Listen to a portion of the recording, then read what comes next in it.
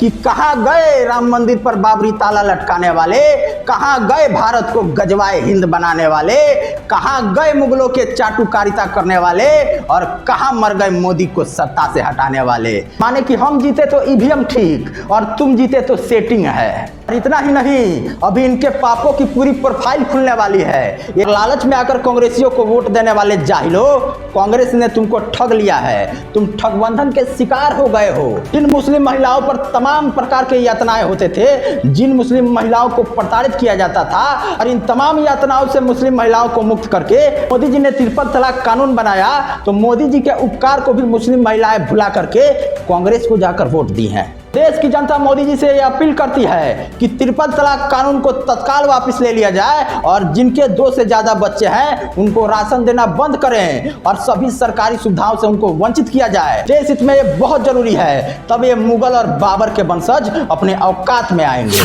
कि गद्दारों तुम्हारी खैर नहीं, सूरज का ये संदेश है कि गद्दारों तुम्हारी खैर नहीं, सूरज का ये संदेश है। लहरों ने चिट्ठी भेजी है, हिंदुओं का ये देश है। अगर आपके पास समय है तो वीडियो के अंत तक बने रहिए, क्योंकि इस वीडियो का, मेरे कविता का एक एक पंक्ति, एक एक शब्द देश हित में और आपके लिए बहुत महत्वपूर्ण है। इसलिए वीडियो के अंत तक बने रहिए और इस वीडियो को शेयर कर दीजिए, पूरी सुनिए। समय नहीं है तो स्किप करके चले जाइए। गौर कीजिए कि गद्दारों तुम्हारी खैर नहीं, सूरज का ये संदेश है। लहरों ने चिट्ठी भेजी है, हिंदुओं का ये देश है। कि धर्म अधर्म की लड़ाई में विजय हुई है सत्य की, और भ्रष्टाचारियों को जेल भेजो, ये जनता की आदेश है। और भ्रष्टाचारियों को जेल भेजो, ये जनता की आदेश है। देश की जनता कह रही है कि मरते दम तक मातृभूमि का माथा नहीं झुकने देंगे, कि मरते दम तक मातृभूमि का माथा नहीं झुकने देंगे, और अपने देश के राजा का विश्वास नहीं टूटने देंगे, और अपने देश के राजा का विश्वास नहीं टूटने देंगे।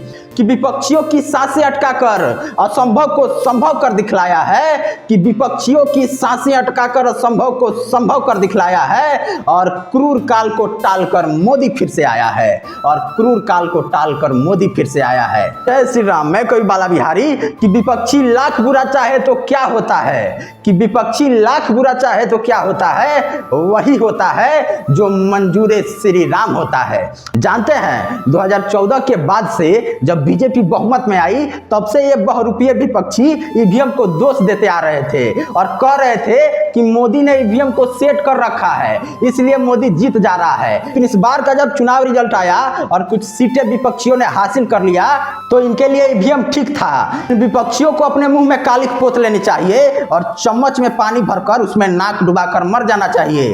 शर्म आनी चाहिए तुमको इंडी गठबंधन वालों। तुमने एक राष्ट्रवादी प्रधानमंत्री पर इतने भद्दे भद्दे आरोप लगाए हैं, तुम्हारे इन पापों को भोगने से तुम्हारी आने वाली कई पीढ़ियां भी खुद को नहीं बचा पाएंगी। माने कि हम जीते तो ईवीएम ठीक और तुम जीते तो सेटिंग है। इतना ही नहीं, अभी इनके पापों की पूरी प्रोफाइल खुलने वाली है। ये जनता को बहलाकर फुसलाकर वोट तो ले लिए, जनता को गुमराह तो कर लिए, झूठ बोलकर जनता को अपने चंगुल में फंसा तो लिए, लेकिन बेचारी लालची जनता बुरी तरह से इनके चंगुल में फंस गई है। ये इंडी गठबंधन वालों ने कहा था कि हमको वोट दो, हम तुम्हारे खाते में 8500 रुपया हर महीना डालेंगे। और जब जनता इनके दरवाजे तक अपनी पैसा लेने के लिए पहुंची, जिसमें काफी ज्यादा मुस्लिम महिलाएं भी शामिल थी, तो उनको वहां से धुतकारा गया, उनको धक्का दिया गया और उनको लाठियां मारकर उनको वहां से भगाया गया।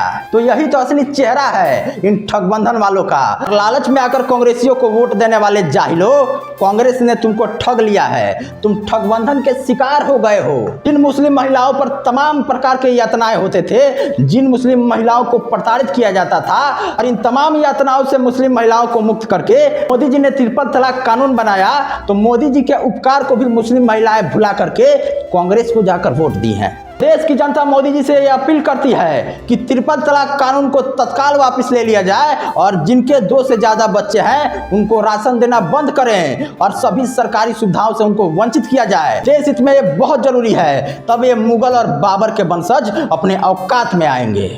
और कविता है हमारी, सुनिएगा कि तुम्हारी रूह में भी सिलवटें आ गई हैं, अब तो जीने का सलीका सीख लो। ए अमन के दुश्मन, दुश्मन से भी कुछ सीख लो कि ऊपर जाओगे तो वहाँ क्या बताओगे।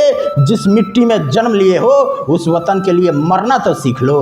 कि वो ईमान बेचने वाले हैं, उनके पास ईमान थोड़ी है। कि वो ईमान बेचने वाले हैं, उनके पास ईमान थोड़ी है। वो हैवान है, कोई इंसान थोड़ी है। कि करोड़ों साल का इतिहास वाला हिंदुस्तान है, ये कोई लाला की दुकान थोड़ी है। वीडियो के अंत तक बने रहे, आपका बहुत बहुत धन्यवाद, आभार। इस वीडियो को ज़्यादा से ज़्यादा शेयर कीजिए और हमारे चैनल को तुरंत सब्सक्राइब कर लीजिए। जय श्री राम, जय हिंद, जय भारत।